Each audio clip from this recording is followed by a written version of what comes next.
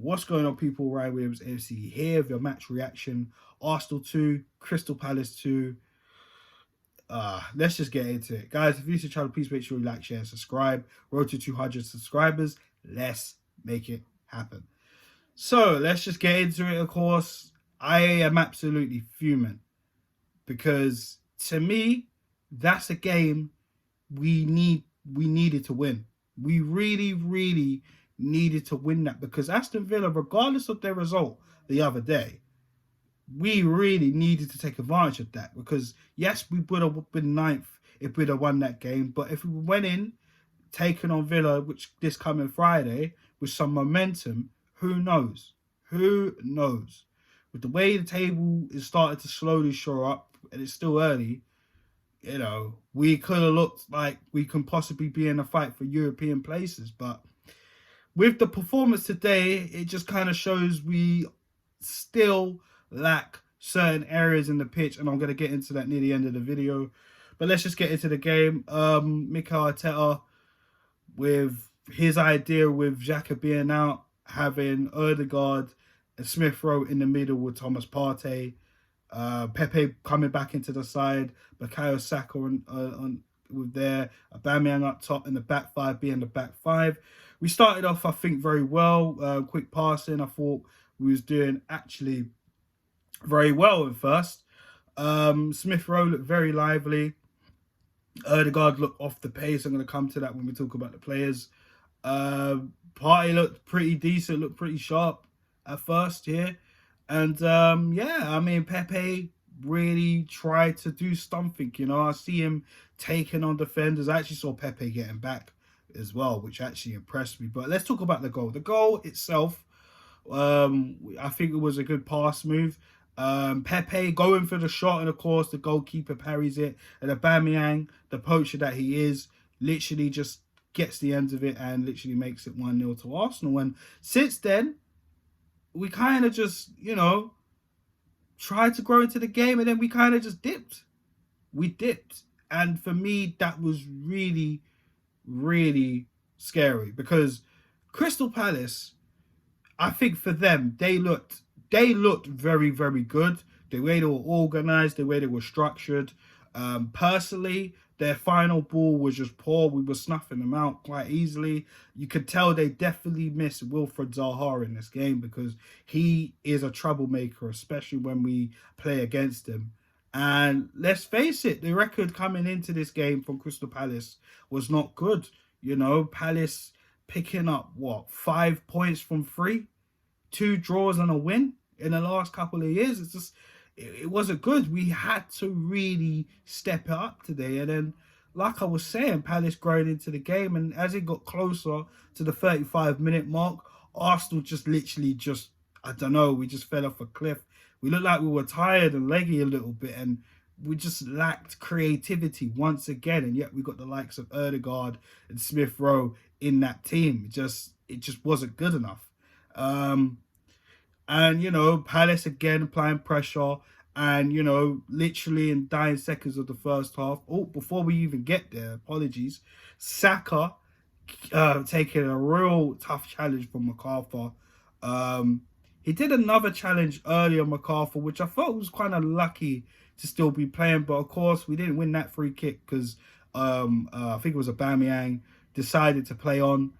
And obviously, MacArthur missed that one. He only got a tell off for Mike Dean. But for the Saka challenge, he got a yellow card, which I felt, boy, he kind of lucky we played on because he might have got a yellow, but that's just my personal opinion. He might have got sent off for the Saka challenge. So Saka was limping a little bit. And then, of course, end the first half, near before that, Gallagher, who's on loan from Chelsea, literally slaps it from outside the box. And I think it was from a rebound. I'm sure Palace had a corner, got a rebound, and Gallagher takes a touch and slaps it. And Ramsdale did ever so well, beating that out, making the save, and literally saving us from going 1-1 in the half-time break. So, 1-1, half-time, you're kind of sitting there, you're thinking to yourself, boy, we really need to start off strong because Crystal Palace have grown into this game and we've sat back. So Mikel Arteta has to make some crucial decisions going into the second half. Second half starts, Saka's taken off, Lokonga's put in. So with that being said, you're kind of thinking, okay, so what's going to happen there? So probably more or less ESR is going to go out to the flanks. We're going to have Ødegaard, and we're going to have Lokonga in the middle with Partey. As the second half has gone, we started off, tried to start off a little bit quick like we did in the first half. But within moments, passes became sloppy. Crystal Palace took advantage of that. There was a really, really poor moment from Thomas Partey where he just lost the ball. And this is the thing. This is something we've criticised Granit Xhaka for in the past. Not being mobile enough, slow on the turn. But Partey was just caught out. And they just took the ball. Benteke, bottom corner, it's 1-1. And as an Arsenal fan, when you're watching that first half, you kind of felt, you knew it was coming. You knew it was coming. Palace in the first half, near towards the end, the last 15 minutes, really grew into the game. And all they needed was a chance. Because we dropped off. And it was absolutely poor. I felt Partey was just caught out. It wasn't good enough from him. Gabriel studied to the ground. I mean, he could have made a little bit more of an effort, try to close down Benteke, but it just wasn't meant to be. And, of course, Aaron Ramsdale was beaten to the corner. And then, we were trying to get back into the game. It just wasn't good enough. And then, Edouard, a guy I've said in the preview, we were looking at in the summer, was someone a lot of Arsenal fans have said they would like for him to come in. And there were even some fans that didn't want him to come in because he played for Celtic and all this hoo-ha. I don't know what they were talking about. He comes in, and literally Edouard gets a chance, and he slaps it dead middle of the goal. Ramsdale was left there stranded. There was nothing he could do. Literally stranded. And hits the top bar and goes in. It was absolutely crazy. Arsenal dead quiet. Vieira on the touchline celebrating wow, that was a wicked goal. And we're just there going for emotions. I remember sitting there on the sofa this is going to happen again. We're going to lose to Palace. We're going to lose to Palace once again because Arteta did not set up correctly. But we're going to talk a little bit more of that near towards the end of the video. Since then, Palace kind of just sat back, tried to soak up the pressure, invite us on. Lacazette's come on for Martin Ødegaard, who I felt absolutely had a shocker today. We're going to talk about that a little bit later. And if you ask me, Lacazette was the game changer, if you ask me. 110%. We were trying. Gabriel Martinelli gets the last 10 minutes of the game. And, Palace had probably one or two attempts trying to get forward, but luckily for us, they were stopped.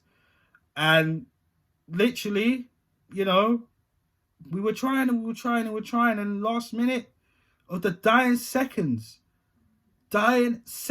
of stoppage time, I already said to my boy on the phone, yo, Palace got this, man. We are so angry. Palace gone above us. We're 14th. They've gone above us. Absolutely angry. And then once the corner went in, it bounced out. Oh, God, we missed the opportunity. Ben White hits it. The keeper parries it. It goes back out. Comes to Lacazette. Lacazette just kicks it and throws herself into the goal. And it's 2-2. And listen, I was happy we scored, but I was absolutely angry with the way the game went. And Vieira was so upset because you could see him on the touchline thinking, oh, he's going to do it. They're going to do it. He's going to come back to Arsenal, prove a point, and we just nicked the 3 points off him. Just like that. You know what I mean? And what a homecoming for Patrick Vieira that would have been. But nope, we stole the point with Alexander Lacazette with the last minute. So, my general thoughts on the game. I'm not happy at all. I am not happy at all. I've questioned this manager so many times. His tactics, his everything. But you know what? I'm not even looking at today's game. I'm going back to the window in the summer because we needed a centre midfielder. Okay, they decided to keep Xhaka, but we still needed another centre midfielder because of two things. One, we needed someone better than Granit Xhaka. And number two, actually, in fact, three, another point's come to mind. Number two, we needed someone who can be next to Thomas Partey with experience, someone that can cover him and actually be a defensive midfielder. Because this debate about Thomas Partey being a DM, I mean, it's going to be forever a conversation with Arsenal fans. And the third point, and which is kind of, well, it's two more points, really. His injury record, Partey's injury record has not been great at Arsenal. On top of that, El Nene's not good enough, we know. Ainsley Maitland-Niles, I don't really think he's good enough to be in that midfield, I've got to be honest. That's my personal opinion. If you want, we could debate about it in the comment section. But of course, the underlying issue is the fact that we're not strong enough in the midfield. We're not. And as well as Partey, El Nene, going to be out in January, Africa Cup of Nations. You know what I'm saying? And Xhaka's out for 3 months reportedly. And I can't see Xhaka being back in time by January because that's a really bad injury. But he might be training in the videos, but will he be fit enough? But even then, we're still going to be light. We still need more players. So, yeah, that's where my anger is. Because Lokonga, as talented as he is, he's not ready. He needs some muscle. It was always going to be tough for Lokonga. But him, partying at midfield, yo, I said it in the preview. It can't work. It can't work. I'm sorry. That's 2 games in a row now. It's 2 games in a row. Partey, Lokonga in that midfield. It don't work. It don't work. I'm sorry. And that's just my personal opinion. But yeah, guys, it just wasn't good enough today. I could rant even more, but I'm not going to. Poor. Absolutely poor. We got Villa on Friday, and seeing Aston Villa lose their game from 2-0 up, losing 3-2 over the weekend, and they just saw this from Arsenal and Crystal Palace, they're probably rubbing their hands. They probably thought, all right, cool, we can get back on track, we deal with Arsenal, then go on. So, Mikel Arteta, listen, I saw some facial features today on the touchline. I wasn't happy about it. He looked very defeated. But again, just shows you this manager, it's not good enough. But on that note, before I get carried away, I'm going to sign off here. So Arsenal 2, Crystal Palace 2, basically 2 points dropped. It wasn't good enough. And the reason why I say it's 2 points dropped, and no disrespect to Crystal Palace at all, was the fact that we didn't build on going 1-0 up. And we invited Palace back into the game. So they probably felt like 2 points dropped and robbed. It is what it is. So on that note, guys, I'm out of here. Please like, share, subscribe to the channel. Let me know your thoughts in the comment section below. And of course, guys, let me know your thoughts and share the content. Road to 200 subscribers.